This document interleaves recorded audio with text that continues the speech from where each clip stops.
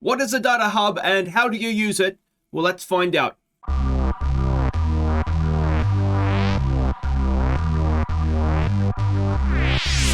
Hi guys, I'm Aussie Villain and welcome to my tutorial on the data hub in FM22. And I should say top of the thing here, if you are new to the channel, make sure you're subscribing and like the video so it helps the algorithm let other people know all about it. Now, the data hub is new to this FM, of course, but a lot of the information has been, if not just in FM21, it's been sort of around before that, but it wasn't always as difficult. It was a little bit difficult to see or to find, and it certainly wasn't as detailed and laid out as it is now. So this is the data hub tab. You can see it there. This is the overview screen. Now, this is useful just to give you an idea of how your team is doing. Now, I don't completely understand all of these stats, which is why it's just a beginner's tutorial and not an in-depth one. But basically, what all this means, you can see it here. This is with my Queen of the South team. You can watch that series if you like. It's a link in the channel. There's a playlist in the channel, I should say. But basically, we're good at attack and we're not so good at defense. That's basically what all this is saying, and the summary sums it up for you. So obviously, if we're looking for where we need to build or improve in the future, we need to look at defenders. We don't have to worry so much about attackers. So that is basically what all this is saying. Now, you can go into a lot more information here and get all these sort of stuff of how you're playing. It can be useful to see. You can see down here. I mean, everything is keyed, so it gives you an idea roughly of what it all means. But very frequent passing channels, I suppose, and less frequent. So you can see that my goalkeeper tends to pass it out to one of my centre backs. Centre back passes to the half back, and it goes sort of from there. So generally speaking, we sort of play it out into wide areas or into the halfback and just kind of recycle possession from there. That's basically how you would read that. There is probably smarter people than me that can kind of read more into that.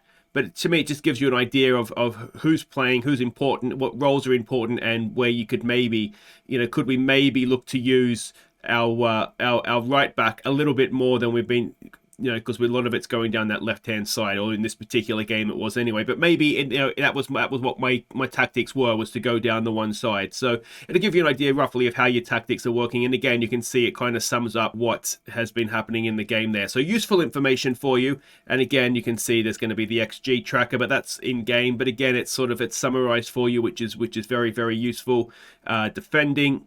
You can see we had right on the line of fewer blocks, fewer chances, and lots of blocks, fewer chances. So, yeah, again, it just gives you a good overview, and you can see if we go to team here, it'll give you if it's reports, it'll give you a more general overview of how your team is going. And I'll come back to this in just a second because I want to sort of show you how to use this to help prepare a game plan for the next game. Now your player analytics here. Now there's no requests there. To give you an idea, it sort of has it down here as well. What we've asked for.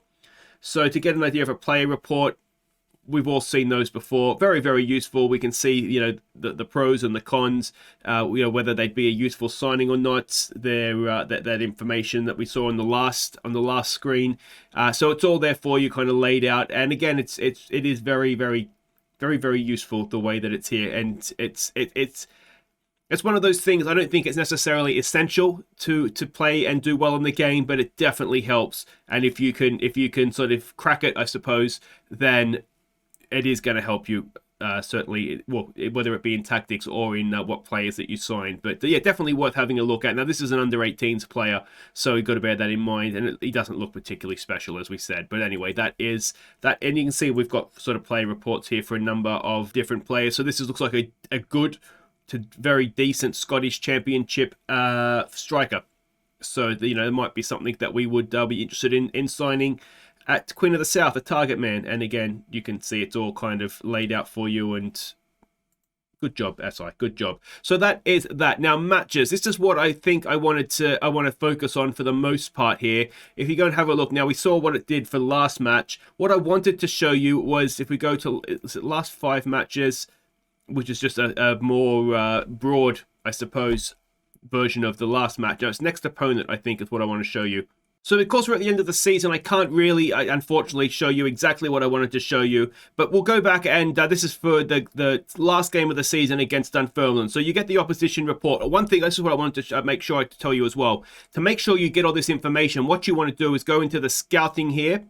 and you're going to want to go across to assignments. Now I've got to take over this just for a second here. There is a separate tutorial on scouting as well, so if you want to sort of check that out, I'll leave a little link. But what you want to do is you want to go to team and ongoing analysis reports and ongoing scouting reports of the next opposition. You need that to be able to get the data hub information up. So that's very important. Should have started with that off the top, really, shouldn't I? And it does take a little while. I think obviously the 3 games, but you don't get the information immediately, but it will come through. So if you're starting a new game and you don't see it there, don't panic. It'll come in about three competitive games after you've started.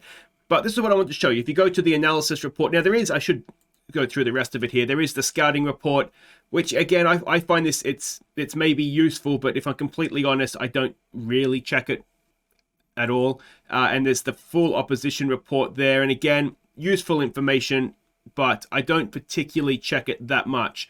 What I do check is if we go and have a look at the analysis report here, and you can see here now this is the way they play. But what I think is, especially just to get started while you're learning the game, or if you haven't used it before, I never worry too much about where the goals come from, because a goal can happen. I mean, the good work usually comes from the assist, doesn't it? So I always look at where the assist, if you stop the assist, you stop the goal. That's sort of my general philosophy. So you can see here where the Dunfermline assists are coming from. So 6 from crosses, 6 from through balls, 3 from long balls, some corners.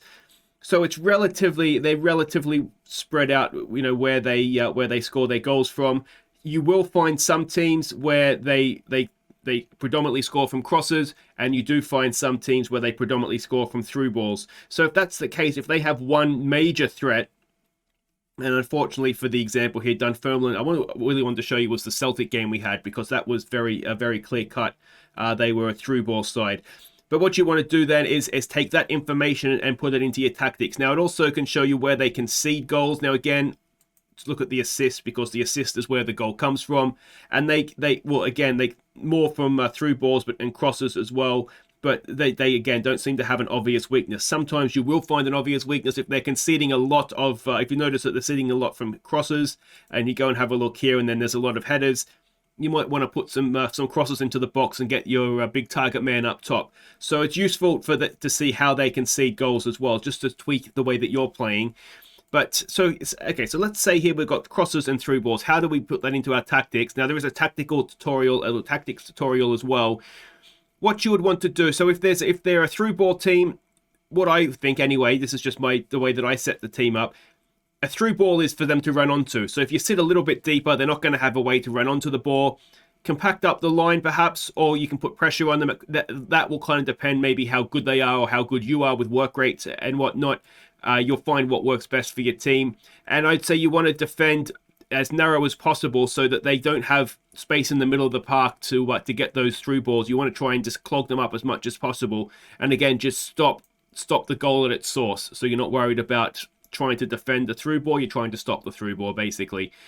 Alternatively, if they're a team that scores a lot from crosses, what you might want to do is play a little bit, and again, this is going to be dependent on your defenders, if they're quick or not, but you probably want to play a little bit of a higher line so it makes it difficult for them to get down to get a cross in, and you want to force them inside so they can't get down the outside to get a cross in. And again, you'll work out with your team whether you want to be compact or you want to put pressure on them, but that is, generally speaking, how you will take a data hub analysis report and put it into your tactics. And alternatively, if you've seen that they are weak from crosses, then you might want to hit early crosses in. You might just want to exploit the flanks. You'll probably, if they're weak in the air, maybe want to float some crosses in, give your big target man a chance to get underneath. Again, this is all going to be dependent on your team and what you have and the way that you generally play. You don't want to completely rip up the way you play just to counteract what you're coming up against, but you want to try and maybe tweak it to exploit the weaknesses and make your strengths sort of counter their weaknesses, I suppose. Now, the one other thing that you might be interested in, so you might see a few days before, there's the scouting report here in the inbox, just to give you a rough idea of the formation you're expecting them to play, the mentality, the team fluidity, which maybe doesn't matter too much. But it'll give you a little bit more information, and I can't do it just now, but if you click on Full Scout Report, it'll usually bring up a a screen where it'll show you roughly how they play, so whether it's vertical tiki-taka or route one or whatever that may be. So that again will help you you sort of prepare and know what it will have an idea anyway of what you're coming up against. It doesn't guarantee that's what's going to happen, but it gives you an idea at least. So there we go. That is roughly how the Data Hub works as a very general guide. Hopefully you find it useful, and if you do, make sure you hit thumbs up. Subscribe if you're new, and I'll see you next time, whether it be in another tutorial or maybe in perhaps the Queen of the South series or the Manchester United England only English players at Manchester United. That's a challenge that I'm very much looking forward to.